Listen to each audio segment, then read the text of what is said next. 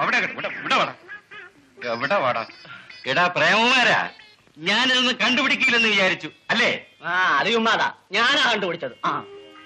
എടാ എന്താ ഇതിന്റെയൊക്കെ അർത്ഥം? അച്ഛ അത് അത് അച്ഛ അത് അത് അത് ഞാനും കണ്ടു, നന്നായിരുന്നു.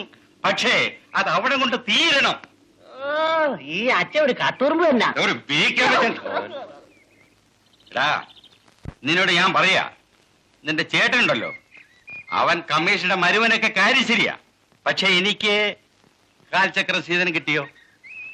ഇപ്പൊ മറ്റവിടെ ഇളയവള് നിന്നെ കയറി പിടിച്ചിരിക്കുക. ഞാൻ അച്ഛൻ പറയുന്ന പോലെ കേൾക്കാം.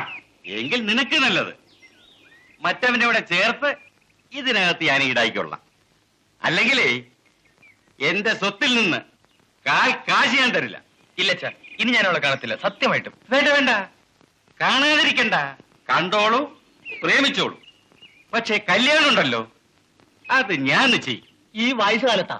എനിക്കല്ലട വശവാ ഇവന്. അച്ഛാ അപ്പൊ എനിക്കോ അച്ഛാ? അത് പിന്നെ നടക്കടാ.